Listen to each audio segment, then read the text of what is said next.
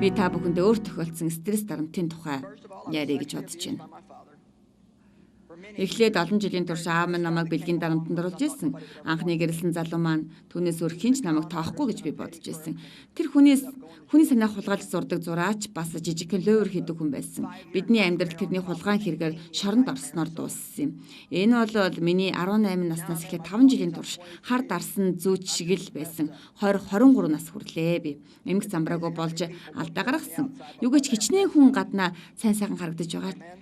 Гайхалтай нь хүмүн тэд алдаа гаргасаар байна. Амен. Би тэд надад эв нэгдэлгүй гэдэг үгийг бий болгож өгсөн гэж би боддог. Би өөртөө намайг өөрчилсөн Бурхны үгээр эрс шийдэж өөрчлөгдсөн. Би танд энийг л хэлье. Энийг зөвхөн унших биш, харин хүлээж ав, хайрал, бас дагаж амьдрал. Хэрвээ та Бурхны юу хий гэснийг дуулууртайгаар дагвал Бурхны үг таны амьдралд ажиллаа хийх болно. Бас би чадахгүй гэж битгий хэлээрэй. Учир нь хэрвээ та хийн гэж шийдвэр гаргавал Бурхан танд энийг хийх чадварыг өгнө гэж хэлсэн байдаг.